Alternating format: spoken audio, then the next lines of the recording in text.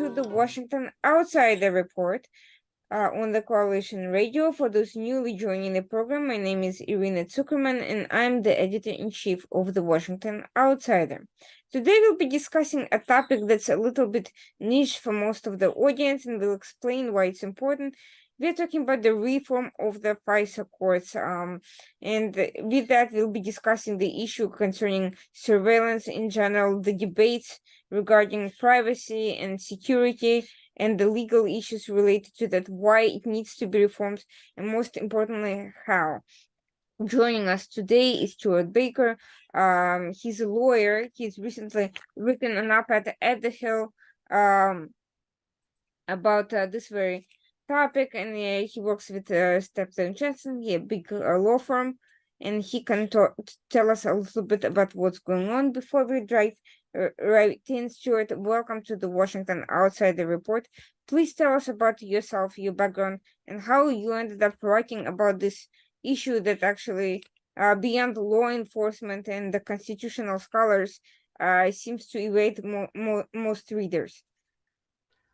Thank you very much, Irina. It's a pleasure to be on that.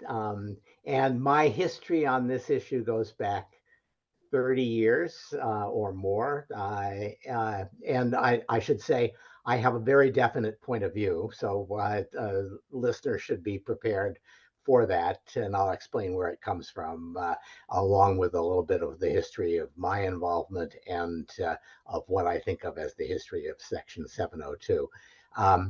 I was the general counsel of the National Security Agency, which is principally devoted to conducting electronic and computer intercepts of foreign intelligence abroad for the United States.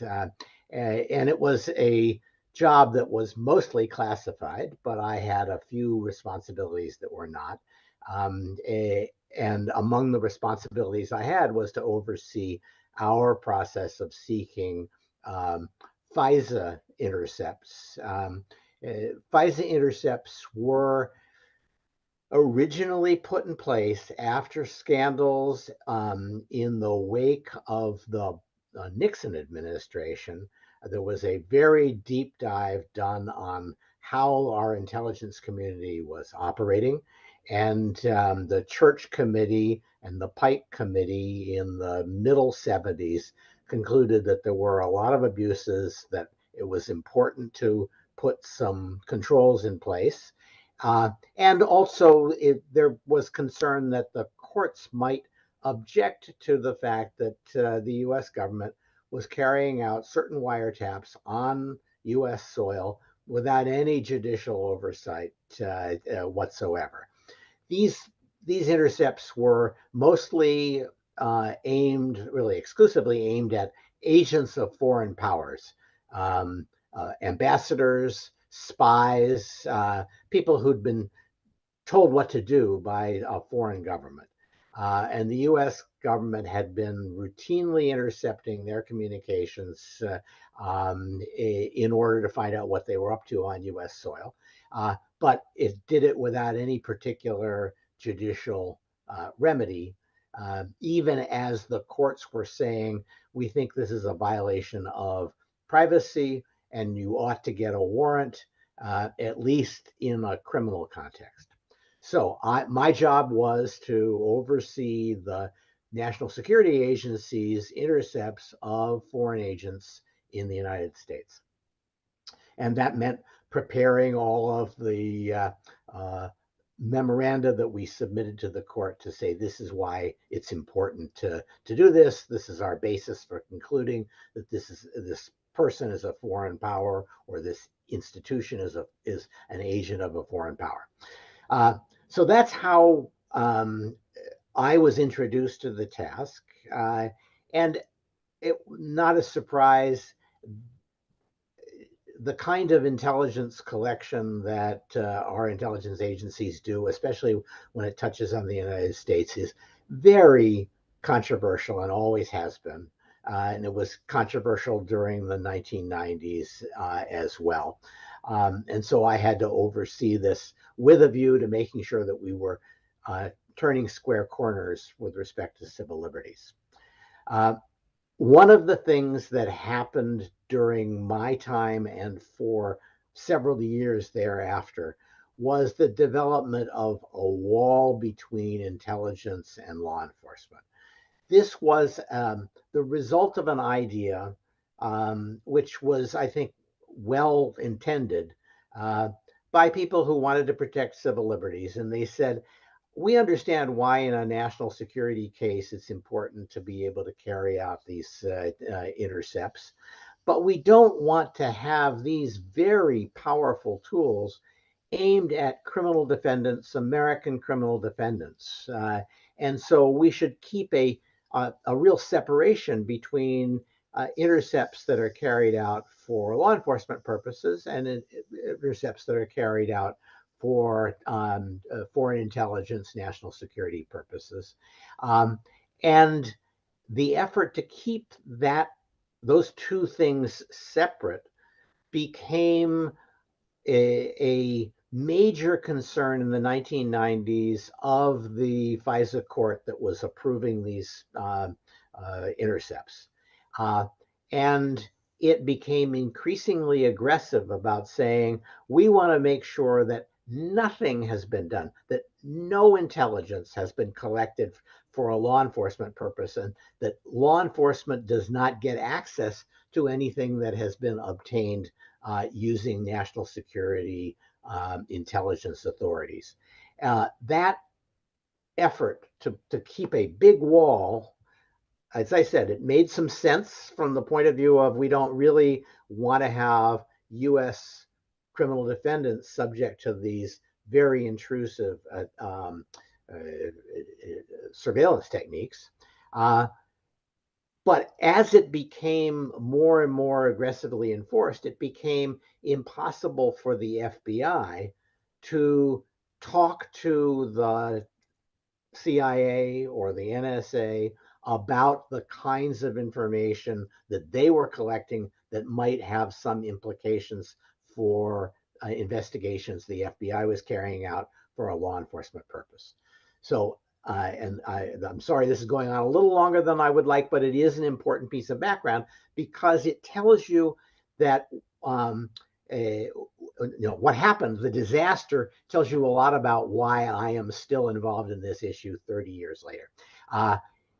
What happened was that the FISA court became upset when it discovered that certain information about a particular terrorist attack was being conveyed to a task force in the United States that was investigating that terrorist attack. And the court said, I told you there must be no connection between intelligence and law enforcement, and now you've discovered there is one. I want the FBI agent who said that they were preventing that brought up here. We may have to prosecute him. He will never appear before me again. This is a major scandal. And so now this is about 2000, the beginning of 2001. The FISA court is demanding the head of the agents that were conducting intelligence and using the intelligence for law enforcement purposes. Just about that time, Al-Qaeda was trying to get people into the United States so that they could fly them into the World Trade Center. We as an intelligence agency knew that there was something was going on, that there was a major attack planned. We were looking everywhere to try to find these attackers. It turns out they were actually in the United States. Some of them had already arrived in the United States by August of 2001. And the CIA discovered that they were in the United States and learned something about their whereabouts. They conveyed that to a CIA liaison who was working inside the FBI, and the FBI liaison, the CIA liaison to the FBI, said, I need to tell the big task force that is doing terrorism investigations, particularly in this case, I think it was the coal attack, the coal bombing. So we need to tell them they have all the resources. They can go out around the country. They can track these people down and catch them before they attack. And the response of everybody in a position of authority was to say that would violate the court's order. The court is already angry and trying to get people prosecuted, people disciplined for having conveyed information. You may not provide that information to the FBI people who have the resources to carry out the investigation. So they didn't do it. They tried with the very limited intelligence assets that they had in the United States to find the attackers. They didn't find them until they woke up on September 11 and found out that they had flown into the World Trade Center. That was a preventable attack if we had not had a wall between intelligence and law enforcement. That was a disaster. It obviously changed everybody's view about the wall. I had defended the wall. I had written articles defending the wall and saying we need to keep it. There's no known abuses of this kind, but it will make people feel better to have this. Why not do it? And I realized immediately afterwards, and ended up testifying to the 9/11 Commission, that that was a mistake, and it was a mistake from which I would draw a couple of lessons. One, you shouldn't go around doing a lot of reforms of the intelligence community that interfere with its ability to carry out its job, unless you've got a real sense that there's a demonstrable abuse that you have to stop. And our mistake there was we didn't have a demonstrable abuse, and we did end up hampering the way the intelligence community did its job, and it cost us 3,000 lives. So feeling somewhat responsible for having defended the wall, I resolved that I was going to always speak out when I thought that there were reform proposals for the intelligence community that were dangerous for the United States. So that's my background. That's why I'm still involved in these issues.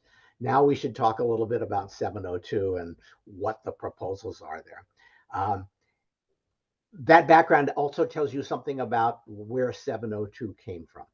702 came from the fact that while the NSA and the intelligence community were trying to find the attackers, the Al-Qaeda agents who'd been sent to the United States, they were collecting intelligence.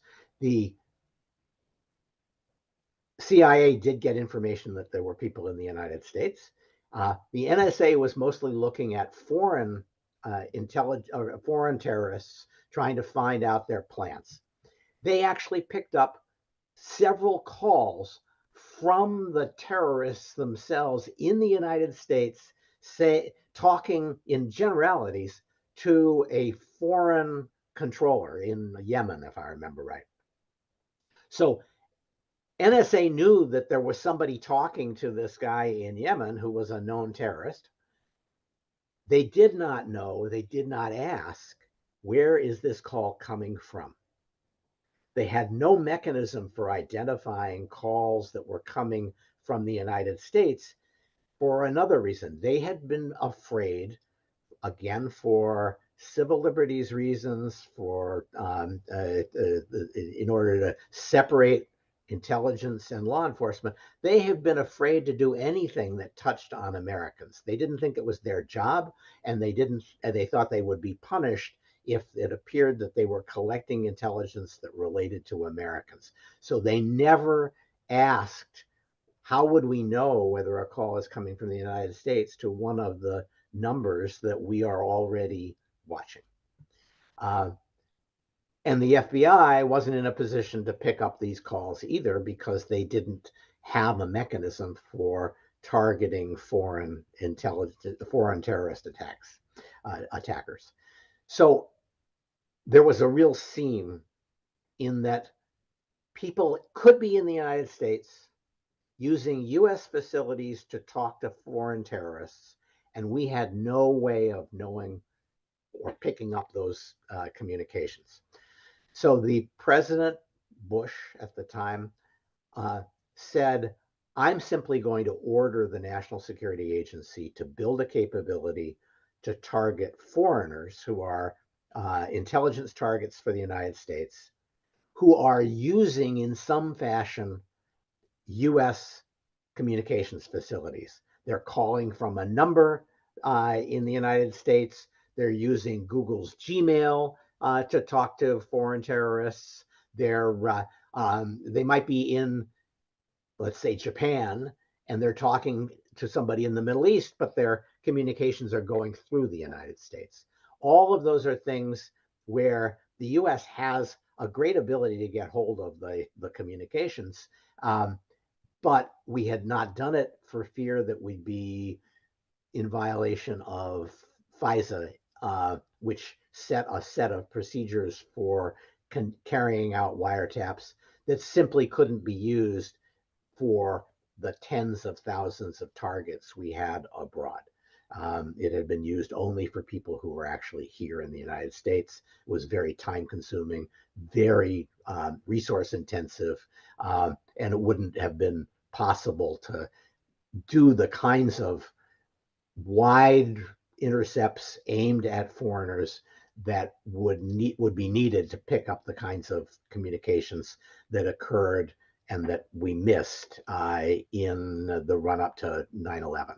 So he simply said, we're going to do this. And he told the National Security Agency, design a program to collect foreign targets and make sure that if they're talking to somebody in the United States or anybody else about a terrorist attack, we can pick up those communications. That was carried on for several years. It was finally made public in 2008 through a leak. The reaction to, or 2007 maybe, the reaction was mixed. There were a lot of people who said, this is a violation of FISA. FISA tells you how you're supposed to do this, and you're not following FISA. At the same time, everybody recognized that this was an immensely valuable program and not one that should be stopped. So Congress passed 2 or 3 laws, stopgaps. First a quick law to keep this in place while Congress examined it. Then in 2008, it passed the predecessor of Section 702, saying, yes, you can do this, setting a few restrictions around it, some limitations around it, and saying every 5 years, we're going to take another look at this and decide whether we still want to keep it. 2008, 2013, 2018, and now 2023 are the 5-year intervals for renewal of the authority. So we are now in a debate about whether it would be appropriate to renew Section 702 once again. If Congress does not act by the end of this year, it will stop. And we will lose the capabilities that we've been using for the last 20 years or so. That's why there is a debate that is very pressing. We're either going to do this or we're not. Or we're going to do it and adopt some additional reforms. To cut to the chase, I don't think there's any likelihood that we're simply going to renew it without any changes. I don't think there's much likelihood that we're going to fail to renew it, although we should talk about that because there are people who believe that we should not.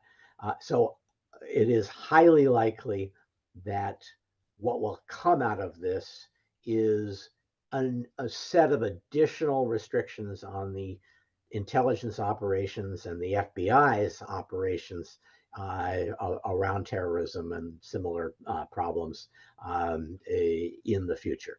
So we are talking quite extensively, and there are lots and lots of ideas about what ought to be done to reform the intelligence community. The biggest concerns here, and I'll probably stop shortly, is what has happened since 2018 principally has been of concern to Republicans and conservatives who feel that the Obama administration and even parts of the intelligence and FBI infrastructure after the election of President Trump acted in a fashion that was motivated by partisan mistrust and hostility to the Trump administration in particular, and that that has meant that Republicans who used to be reliable supporters of national security measures and in particular intelligence collection have become much more skeptical.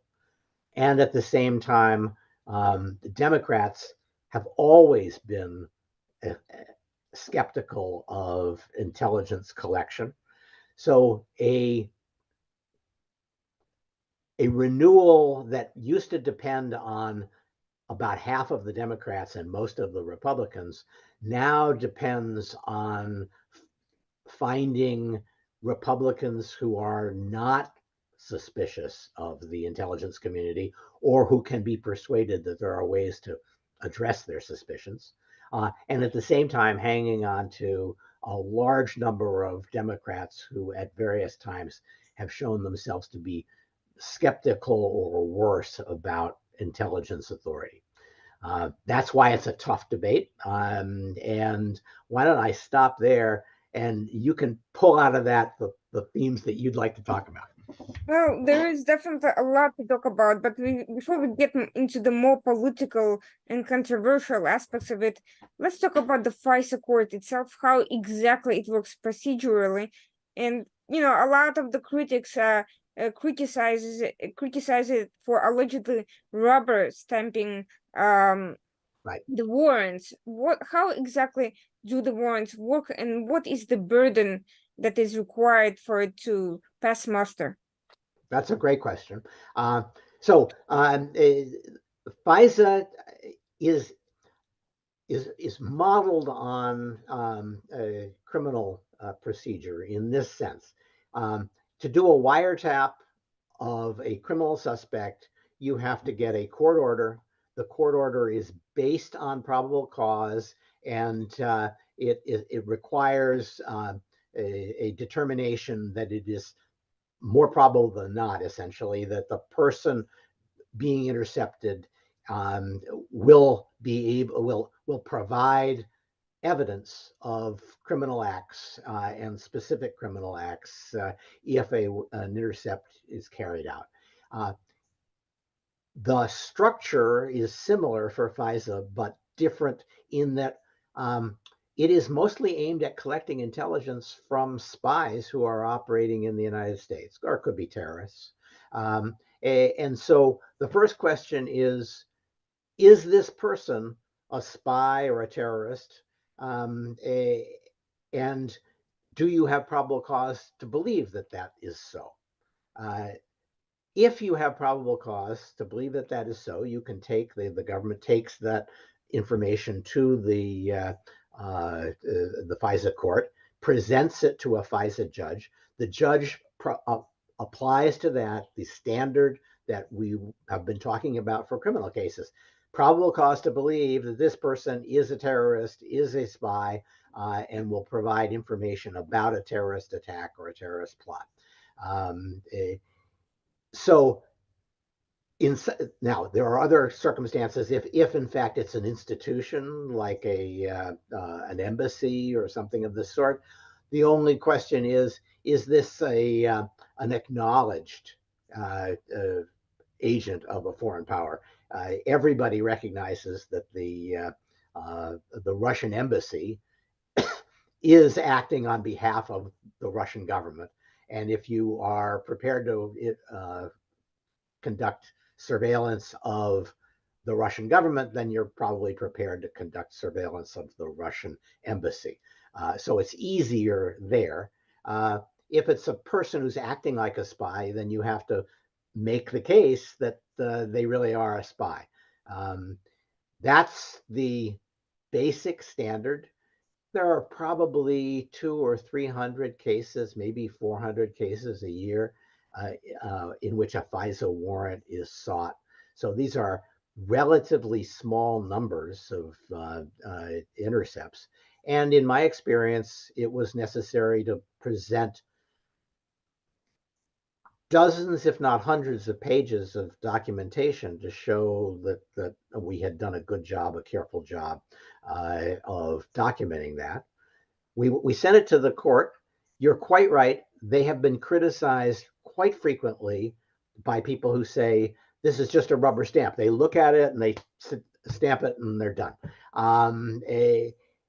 That was not entirely my experience. And my experience was since then, my understanding is the court, because it's sensitive to that criticism, has begun to ask a lot of questions about wiretaps that are applications that are presented to it. They have hired staff, people who have clearances and spend several years working for the court, who will go over the applications with a fly specker, trying to find anything that is improper or any question that hasn't been resolved.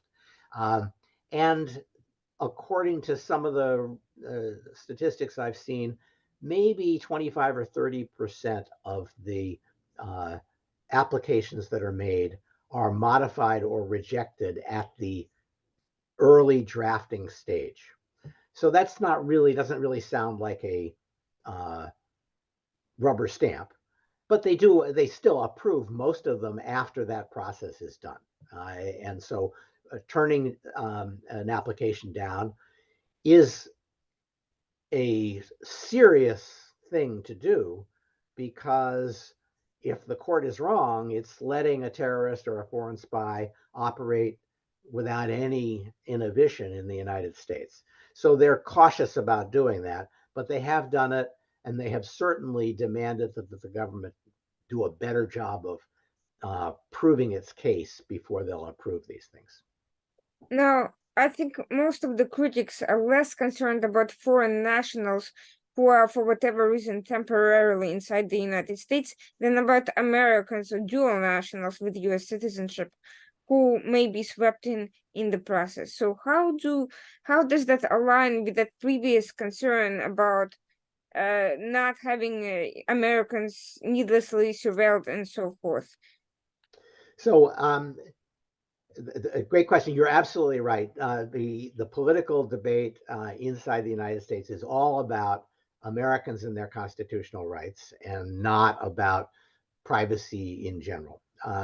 But the courts have usually said everybody who comes to the United States has some constitutional protection. So even people who are here on a tourist visa have rights not to be surveilled, not to be arrested for that matter.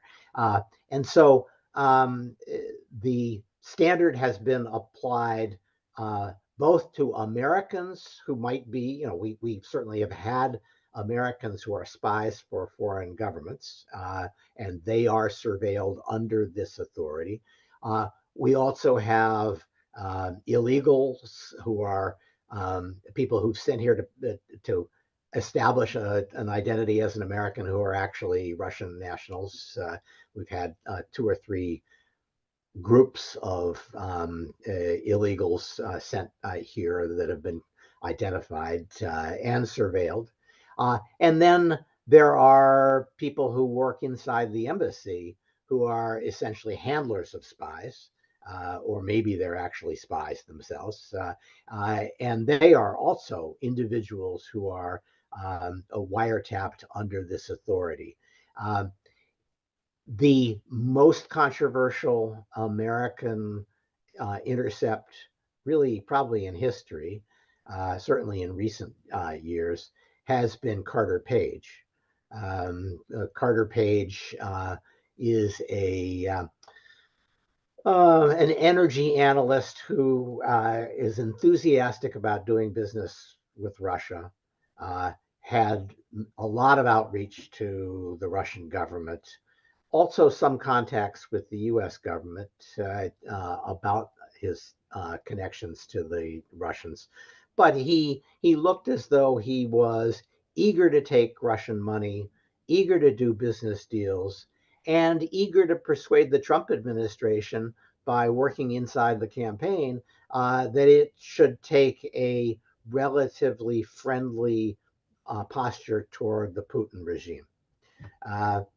And at some point, the FBI persuaded itself that he had gone over the line from being friendly to and enthusiastic about the Putin government to actually taking orders from, maybe taking money from the Putin government in order to affect US policy. And they went to the FISA court with an application saying, these are the reasons why we think Carter Page isn't actually acting as an agent of the Russian government. It turned out that almost everything that they relied on was quite was really lacking. In some cases just wasn't true. In other cases, nowhere near justified the conclusions that the government was drawing from it. This was a lot of the information that was used against Carter Page came out of the famous Steele dossier, if you remember that, which has been pretty much proven to have been largely made up. Certainly nothing like the allegations that were made there has ever been proved. And it was the product of the Clinton campaign, the Hillary Clinton campaign. They paid for it after others had originally paid for it, and encouraged its submission to the U.S. government in an effort to discredit the Trump campaign, in the hopes, we all remember that Hillary Clinton was under investigation for her emails, and it was a very painful issue in the campaign for her. They would have loved to discover that Trump was under investigation by the FBI for his contacts with the Putin administration. And so there was a very strong effort made by people who were very close to the campaign to get the FBI to open this investigation. And the FBI did open the investigation, relying on the information that was supplied by people acting on behalf of the Clinton campaign. We have gone back. There have been several postmortems on the information that was supplied to the FISA court, and it was remarkably bad. It was a remarkably sloppy job. No one defends it. The government has, the Justice Department went back to the FISA court and said, we brought you this in the summer of 2016, and we renewed it 3 times into the spring of 2017. Thus, the last 2 times we brought you renewal information, we should have known that the information we were providing you was no good. And we are withdrawing all of it. And, we admit it was wrong. And we're happy to talk to you about why it was wrong and what we're doing to make sure that we don't make a mistake like that again. It's the only case. I mean, there have been a lot of mistakes made in FISA applications in the past, and those have been looked at pretty carefully. But almost none of them have been really material. They've been typos and failures to follow through and collect information and maintain files to show that the information was collected. Those things are mistakes in the FISA process, but they don't tell you that there was somebody who had it in for this particular person. But there's no other explanation for what was done to Carter Page than that the people at the top of the FBI just wanted to get him, and that they were willing to bend the truth to get him. That's my conclusion, at least. Interestingly enough, in regular criminal proceedings that not have nothing to do with politics or spies or terrorists, this over enthusiasm in prosecution is not an uncommon violation of This is true. prosecutors or law enforcement just wanting to get a big case, not because they Yes. have any political, but because they have a professional ambition. It's a good career move. So Yes. I find that all of that particularly interesting because the Senate intelligence report that came out in the aftermath of all these events did strongly suggest that there was a real effort by Russia to infiltrate the Trump campaign and as well as the Democrats at the same time. The Clinton server issue is just one particularly egregious example of that, and that particular individuals in the campaign, such as Paul Manafort, had ties to corrupt, Russia-linked entities and ended up going to prison for all sorts of crimes. So there was a real substantive There was a, reason to investigate specific people. I don't understand why there was a need to go after some what appears to be useful idiot to make that case. I think that's exactly an appropriate comment. There was a lot of smoke, and the Donald Trump was inexplicably fond of Vladimir Putin. I don't understand it yet.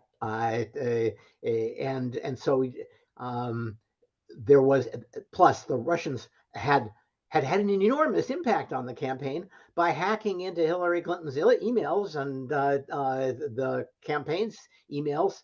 And no, they didn't get Hillary's. They got a number of campaign emails and exposed them in ways that did her enormous damage. They may well have influenced the outcome of the election. There's no doubt about that. And then there were the Manafort seems to have been, if not corrupt, certainly playing both sides. He wanted to use his position in the Trump campaign to make money from his kleptocratic Russian oligarch buddies. And so when you put all that together, it makes you say there's something here we should investigate. I would never have said that an investigation of all of that was wrong. But when you're investigating somebody who is your political opponent, you need to be very careful to demonstrate to everybody that you're doing it on the basis of evidence.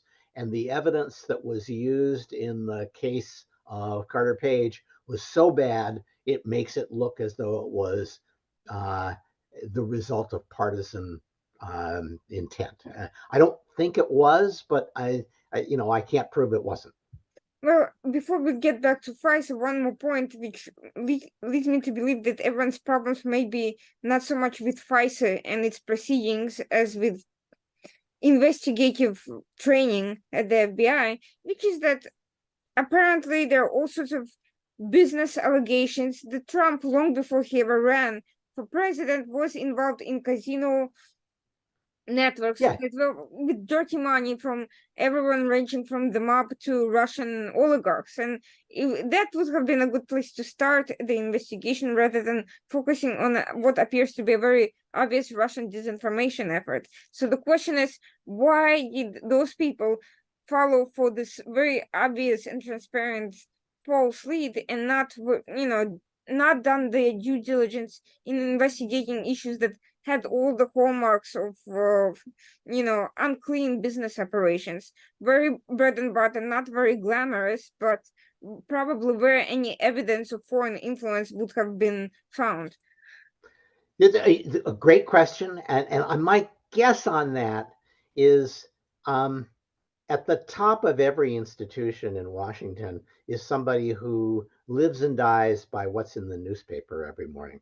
And so the FBI was run by people who were reading the newspaper, and they were focusing on the things that the newspapers were focusing on and that the Clinton campaign was focusing on. And that was all of the things that we've talked about, but particularly the notion that there was a, a that the Russians had already infiltrated the campaign in some fashion. And because the Clinton campaign very much wanted that story out there, it was on everybody's mind.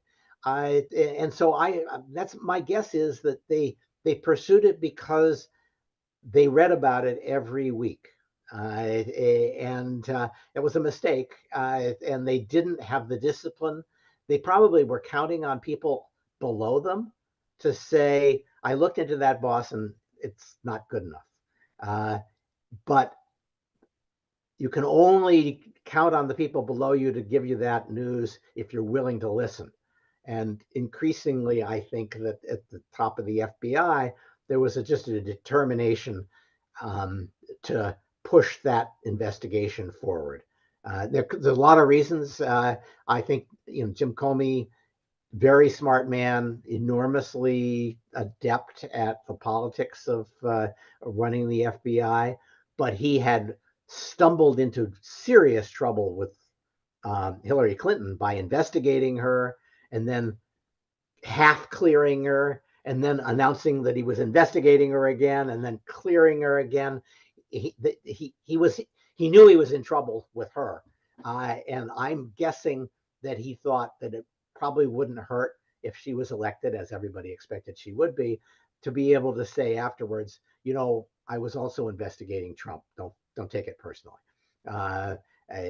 Who knows? That's my guess about why there was an interest in pursuing the investigation, even though they didn't actually have as much information as they needed to launch a good investigation. As a result of all of this political mishap, we have a situation where there's a serious distrust in U.S. institutions, including the very FISA reforms that we're talking about. And the question is, first of all, is there a sense of the general direction where the Congress is currently leaning at the moment? This may change through debate and additional evidence, but what is the sense of Congress right now on where they want to take these reforms and what exactly they want to change? So that's a great question, and of course, nobody in Congress confides in me, but I have talked to some of the leadership of some of the committees, and I work with a group of former intelligence officials who wants to see Section 702 reauthorized. I think that it's all atmospheric, but when we started the year, there was a real chance that people would say, that Congress would say, we're just not going to reauthorize it. Everybody was so mad, or everybody on the Republican side was so mad at the FBI that they just were lashing out. They thought that FISA was just, a way of the deep state working its vengeance on conservatives. And so there was a inclination on the part of most conservative Republicans, people who would identify with the Trump administration and President Trump, to say, let's just get rid of this. I think that has changed. And of course, there's always been probably a quarter of the Democratic caucus, maybe a third, that has been quite willing to do that too. There has been a concerted effort on the part of both the administration and those of us who know something about 702 to show how valuable it is. It's an essential tool. And it has enabled us to stop terrorist attacks, assassination efforts aimed at former officials, major cyber attacks. Those are all things that we collect intelligence on using this every day of the week. And to say, no, not going to do it anymore, would expose the United States to really serious repercussions. I don't hear as many people saying we should just get rid of it, even on the Republican side. I'm a Republican, so I mostly talk to them. And on the Democratic side, the president of the United States is a Democrat, and he is saying, I need this. His entire administration is saying, I need this. And so it's hard, it's easy for a Democrat to say, I don't think President Bush needs this, or I don't think President Trump needs this. It's much harder for them to say, I don't think that President Obama or President Biden needs it. And so my sense is that on the whole, there are a fair number of Democratic congressmen who will say, okay, my president has asked for this, I will vote to reauthorize it. So that means that voting for reauthorization is now looking like the most likely outcome here. But that doesn't mean it's going to happen free and clear. Everybody wants to say, but if you want my vote, then you're going to have to do something about my favorite intelligence abuse issue. And so there is now an effort to assemble a set of changes that are acceptable to the government, to the administration, that will answer some of the concerns on the part of Democrats and Republicans about real or imagined potential abuses. This is where my rule that you shouldn't adopt changes and reforms unless you're addressing a real problem and unless you can be sure it's not going to cause serious problems to your intelligence collection comes into play. That's why how I am judging these proposals. The principal proposal that you would have heard about in January of this year was we should require that the FBI get a warrant from a relevant court before they do a search of the database of past intercepts. Now, to understand this, I'll have to step back and explain why there is a database, how this works. When a particular target is identified for a particular reason, say there's a terrorist in Yemen, they will be put on the list, and any use by that terrorist of a Gmail account or the Hotmail account, any phone calls that pass through the United States that person conducts will be intercepted, assuming we know what identifier they're using, what their Gmail email address is or what their phone number is. We'll collect all of that information and we'll put it in a database. About 5% of that or less goes to a database that the FBI has access to, and it's for cases and people that the FBI is already investigating. So if they're already investigating it, they get the database so that they can search relevant communications that presumably tie to their investigation. The problem that most people who are concerned about this would identify about this is that if I am in Yemen and I use my phone to call the United States, I'm using the US system and I'm going to get picked up under the 702 program because I'm using the US system. But it's not as though I'm talking to myself when I have those conversations. I'm talking to somebody in the United States, probably.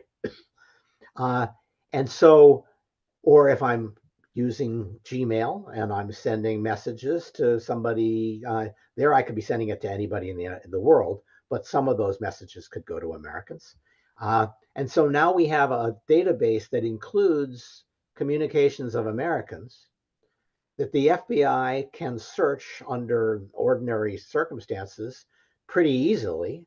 And so questions have been raised about, isn't that really a backdoor surveillance of Americans?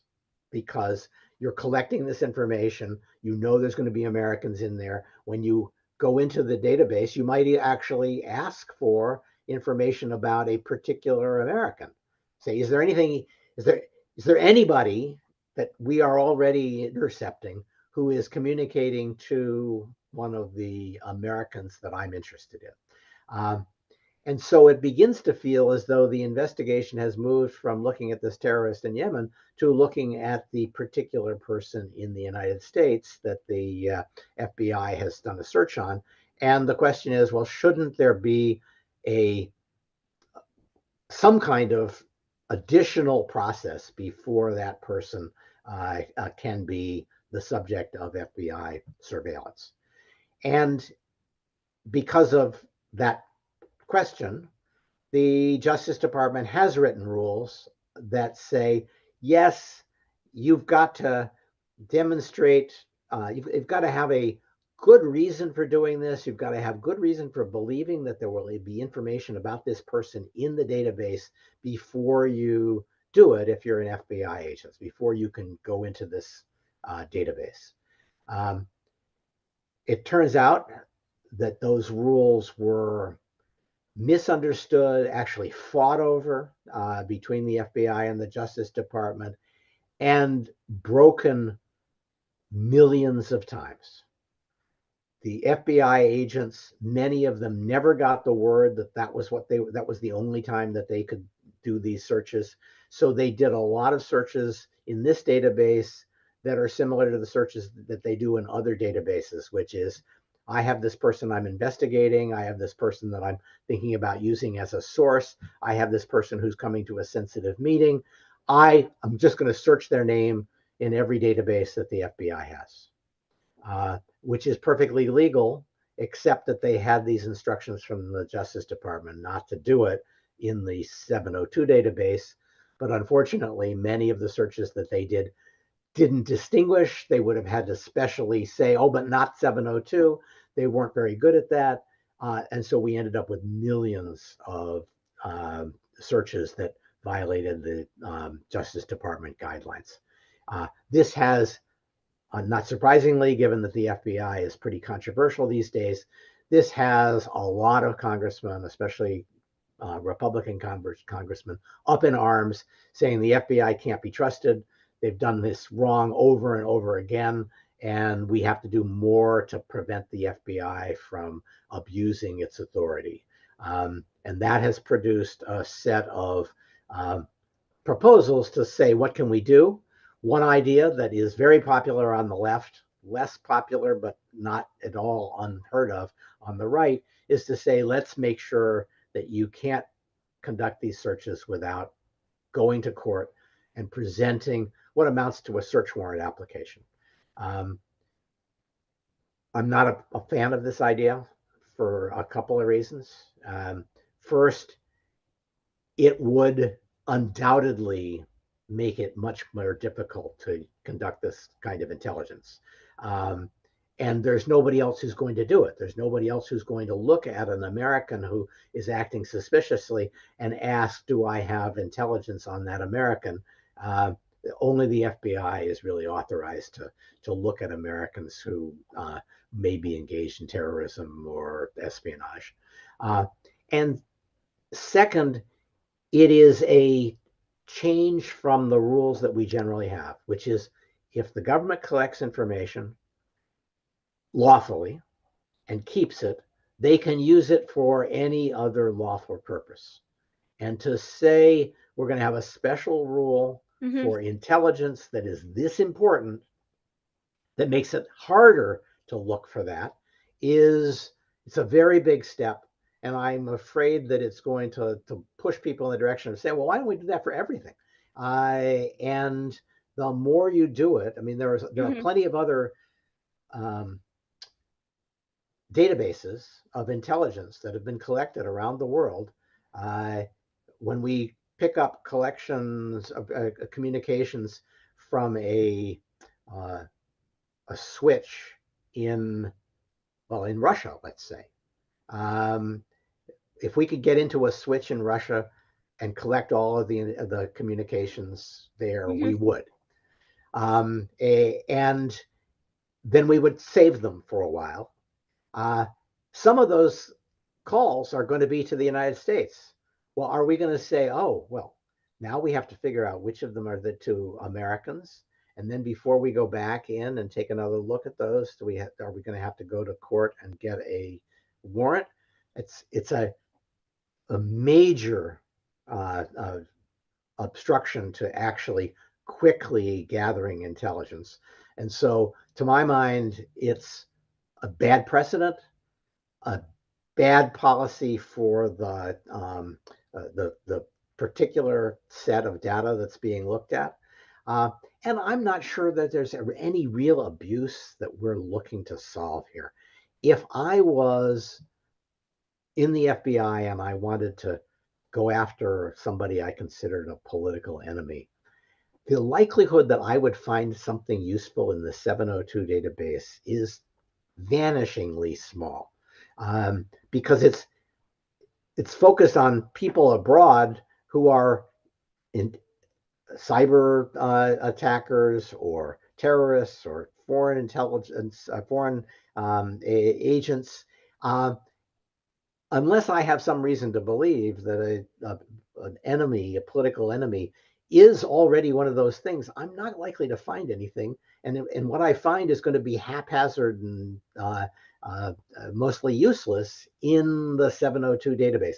I'd be better off doing what they did to Carter Page, which is to say, let's just collect everything he says to anybody. That's a much greater risk of pointed partisan hostility and targeting than 702. And so I don't see it as likely that there are going to be serious abuses there. And the abuses that have occurred are almost all, actually, I'll come back to almost all. There have been a few cases where the FBI agents have put congressional names into the 702 database. And that has produced a big fuss too, because it looks as though they're targeting, in this case, Republican congressmen to try to gather information on them. But the explanation that has come out that hasn't really been rebutted is that the agent believed that these congressmen might be targeted by foreign intelligence. And he wanted to see if they had already been the subject of an attack, because so much of 702 now is looking at cyber attacks where people are sending phishing emails and trying to gather information from the computers of their targets. It's very reasonable to think, if I were, or if a congressman were a target of, say, Chinese cyber espionage, they probably would show up in this database as somebody who'd been getting phishing emails or otherwise might have been compromised, in which case some of their computer would actually be talking to the Chinese. So it is not at all unreasonable that there would be such searches, but for the fact that the Justice Department wrote rules that said you have to know in advance that you're going to find something. And this person did not know in advance that he was likely to find something. That's a violation of the rules. It was a mistake. It's not an abuse. And I don't think there are going to be a lot of abuses here. I think the abuses are much more likely in the real FISA program, the FISA that we talked about earlier that was used on Carter Page, or in some other fashion. We can talk, there are some interesting abuse potentials in the FISA, actually the FISA interceptions of the Russian ambassador, who also talked to members of the Trump administration as they were coming in. And those communications with the Trump administration, especially General Flynn, ended up being leaked to the Washington Post and used to essentially defenestrate him from the administration because he had misrepresented the nature of the calls when the FBI came and asked him about it. And you might say, well, maybe he shouldn't have misrepresented things that way. But we've never had an intelligence leak that was so nakedly partisan as the one that revealed that he had said those things. And so while obviously the ambassador from a hostile nation like Russia is a legitimate target, um, you have to wonder whether the people who were reading those transcripts were reading them mostly to find out what the Russian ambassador thought, or mostly to find out what the Trump administration, or as it came in, was planning and doing and thinking about. So there are abuses that are possible here. I just don't think 702 is where they are likely to be found. So it's very interesting because there's a couple of thoughts that people are not taking into consideration, one of which is the intelligence shared with us by US allies, which obviously do not have 702 or any sort of restriction, and who can basically get the same information on the same Americans and then share them. And at that point, there will be no FISA violation because we weren't the ones who collected it to begin with. How does that concern fit in with this framework of controversy? So that's a good question. In general, without having good specifics on this, the National Security Agency and the intelligence community generally have said we do not target Americans and we do not induce our intelligence partners to target Americans.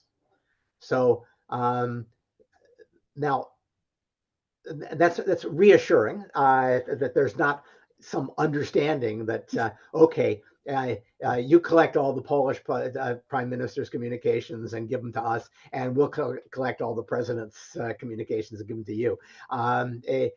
We would be very unhappy with an arrangement of that sort, and it's been pretty clear that there is not an arrangement like that. I don't know how aggressively that is enforced.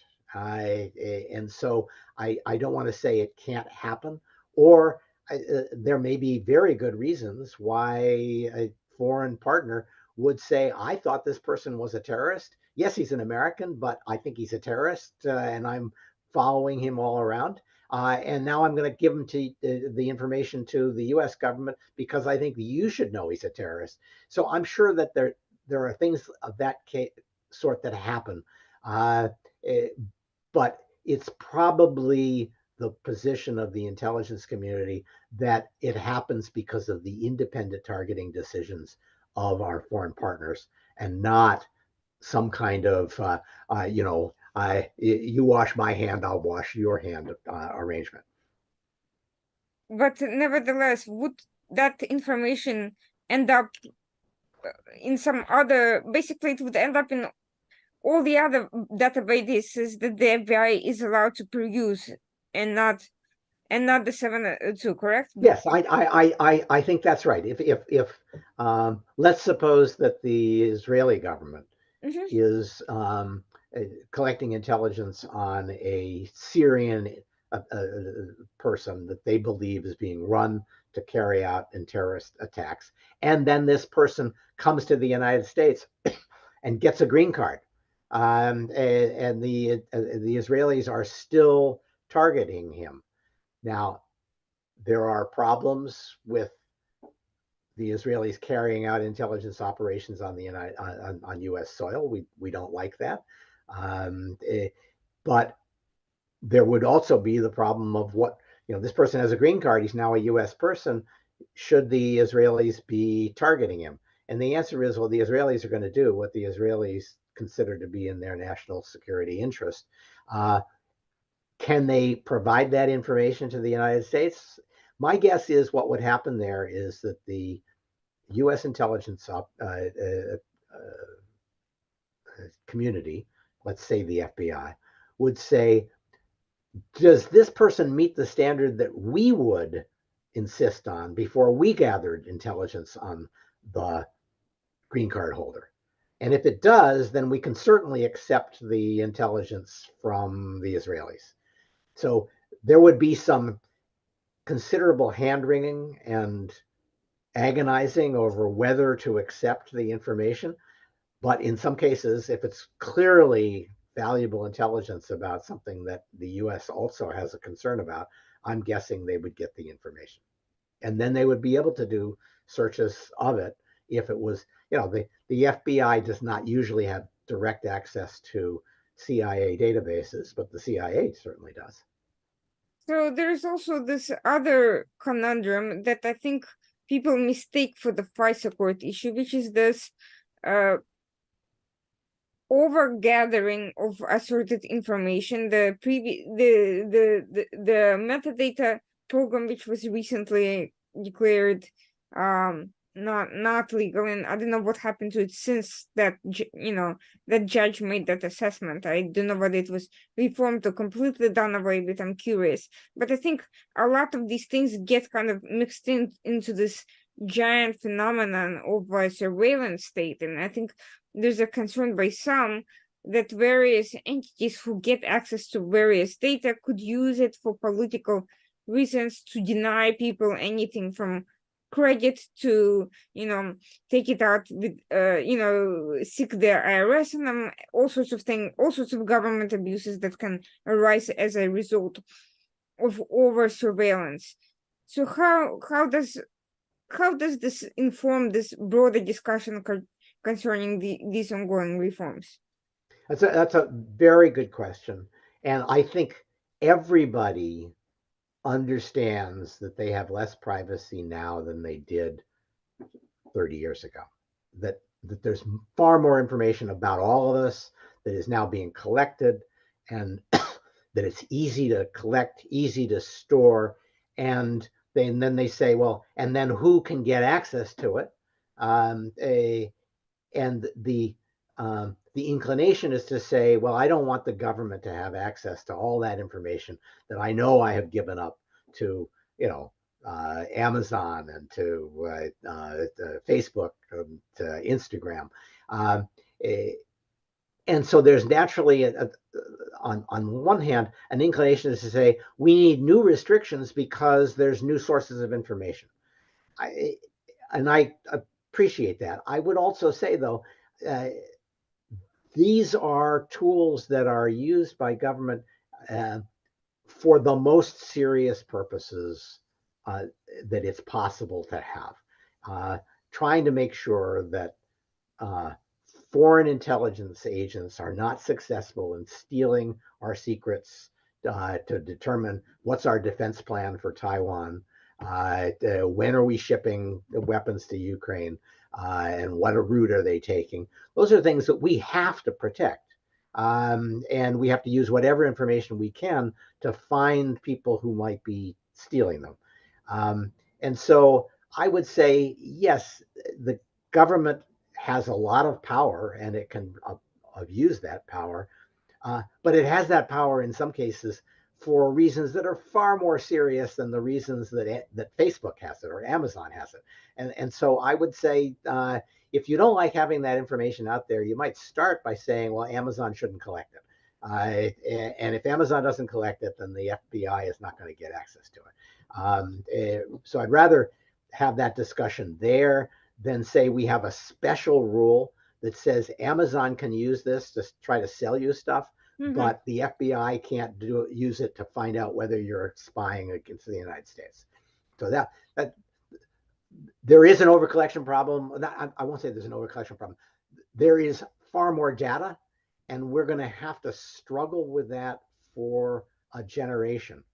I think the way, again, that I tend to want to approach this is to say, we should not stop the collection of that data because there are times when we absolutely have to have it, and we'll feel like idiots, as we did after 9/11, when we didn't collect it when we could have, right? How stupid!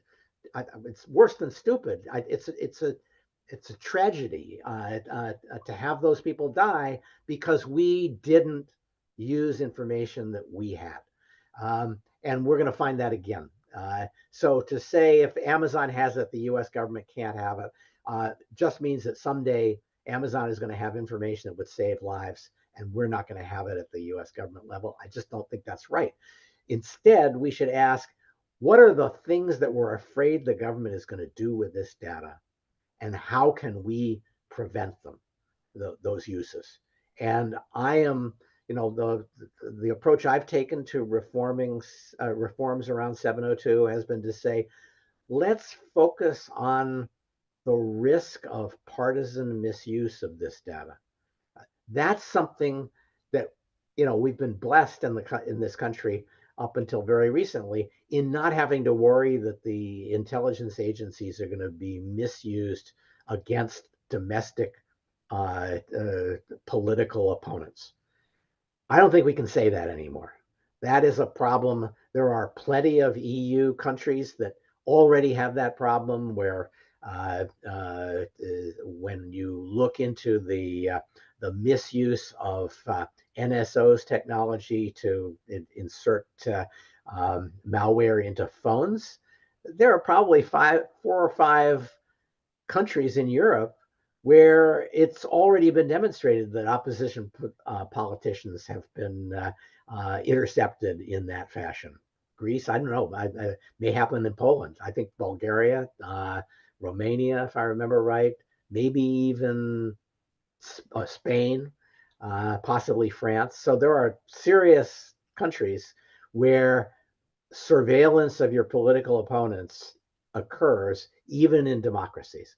So how can we make sure that that doesn't become common in the United States? We're going to need new restrictions, new institutions designed to prevent that. And to my mind, that's the project that ought to be pursued as part of reauthorization of 702. It's not really focused on 702. It's focused on what I think is a new problem, which is that we're using language like treason and national security and insurrection and the like to talk about our opponents. That's going to spill over into the question, well, can we use these authorities against somebody that we think of as a national security threat? And to my mind, it should have a very, very heavy burden before you allow that. And how do you prevent this current predicament from being abused in the sense of inviting foreign parties to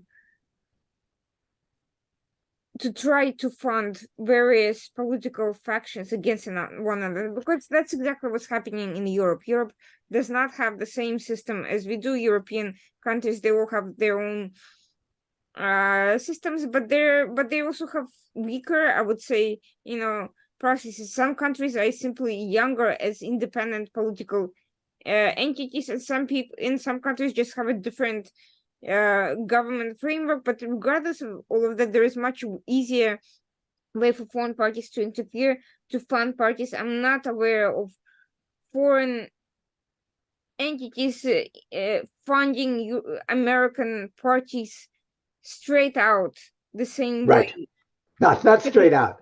Not straight Yes. out, no. It's still, you could say, oh, there's been illicit donations here and there, but again, that's an issue of illicit donations that can be investigated normally through campaign finance laws on an individual basis. It's not having the entire head of opposition openly on the payroll of a foreign party, which has happened in Spain and other countries. So we're Right.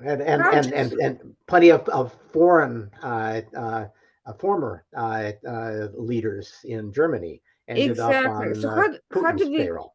prevent it from happening? Because I feel like this is, kind of creates a cycle, this thing to investigate and not to investigate, which in turn leads other countries to believe that the very fact that we're having this debate is an invitation to intervene. Yeah, I don't have a solution that I'm happy with. Part of it is you really need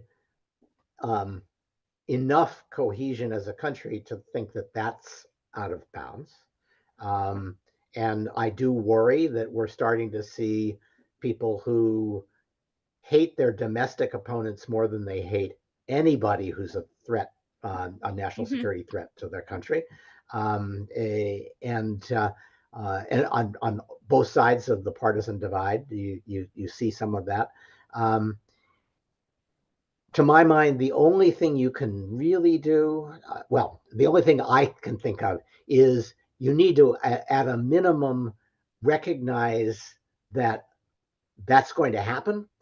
And you need as many protections as you can get to reassure folks that investigations of that kind of influence effort are legitimate national security concerns and not partisan political witch hunts dressed up as national security. Um, and obviously, that's why Carter Page is so damaging to the Mhm. effort to do this.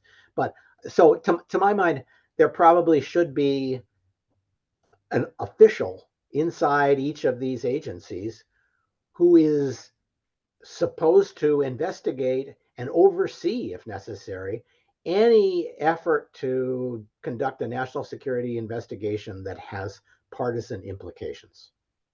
So if I'm investigating, whether if I'm investigating Carter Page, or I'm looking into allegations of bribery of the Biden family, um, there should be somebody who can say, I am watching this to make sure that it doesn't become a partisan effort. And I have insisted on reports. I have examined the justifications. I was satisfied that the justifications were real.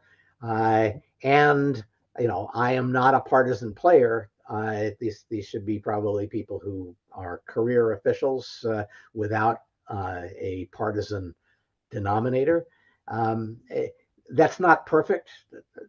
You don't have, nobody has to trust somebody like that, but it's the first step in making sure that when we carry these things out, we have protected our flank from the now what is now a completely predictable attack, which says you really did that because you didn't like the domestic party that was being supported.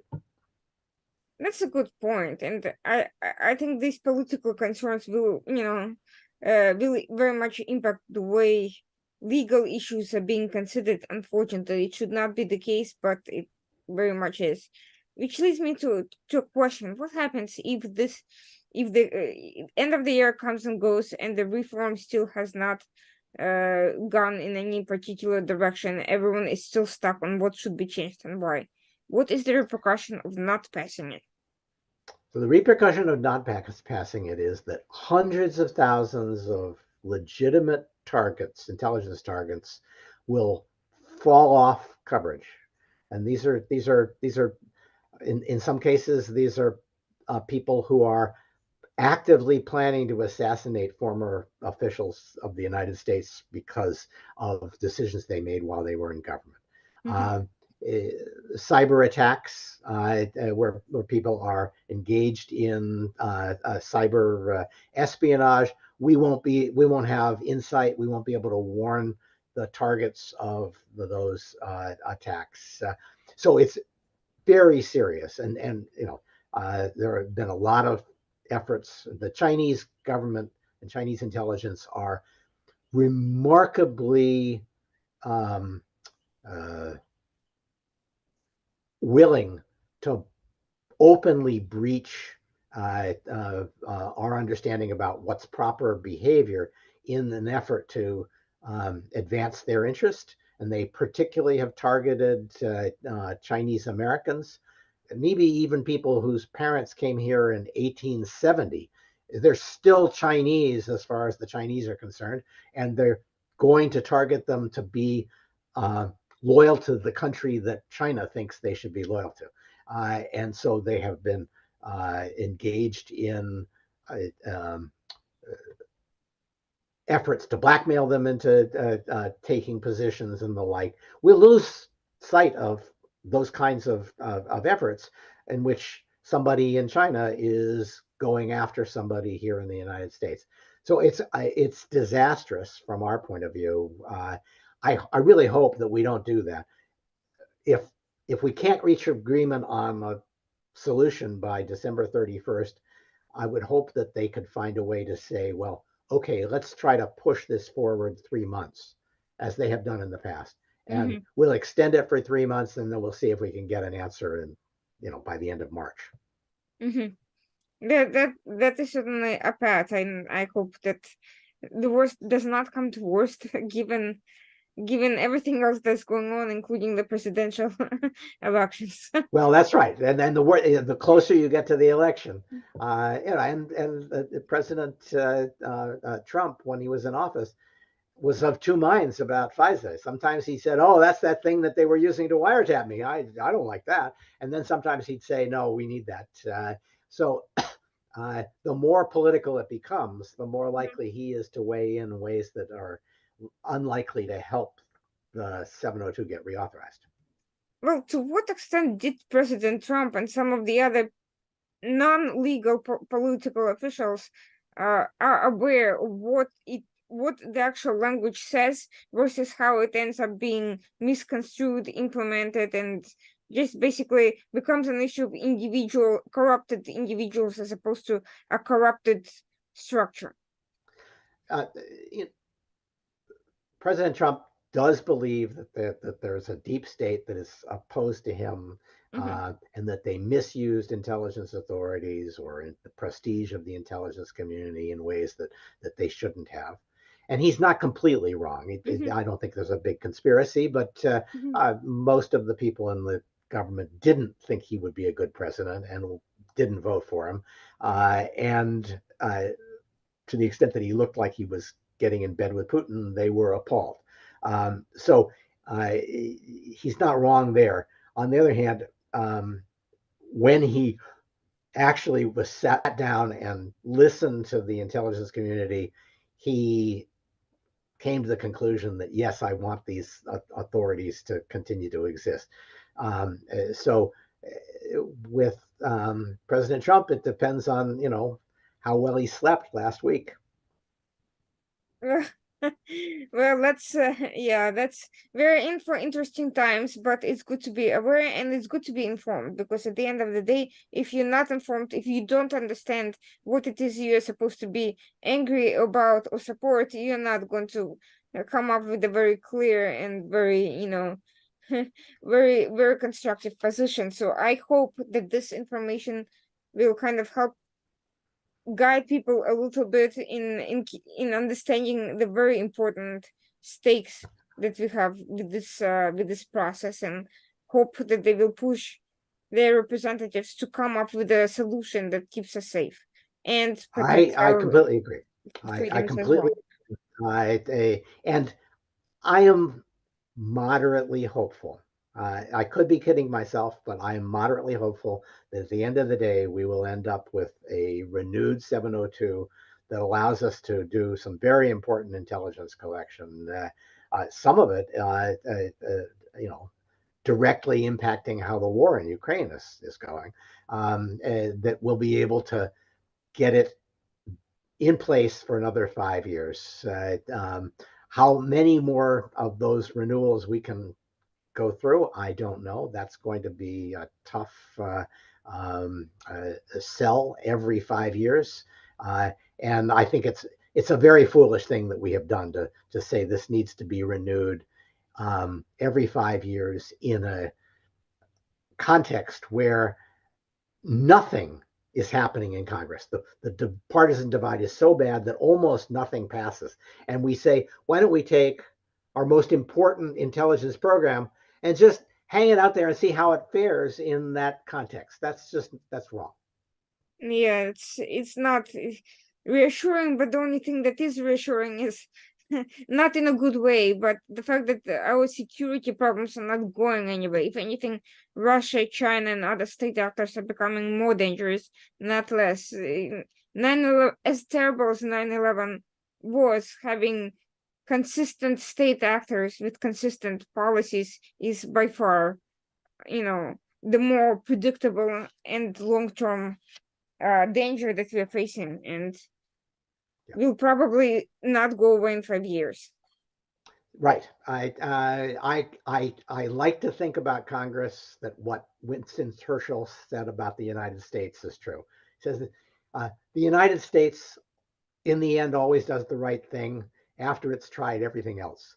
That is absolutely true. On that note, thank you so much for this extremely informative and fascinating discussion. And I think even non-lawyers and non-security professionals will appreciate this topic that may seem off-putting and mysterious and hard to understand. But I think you broke it down very well, and I hope people will reach the right conclusions.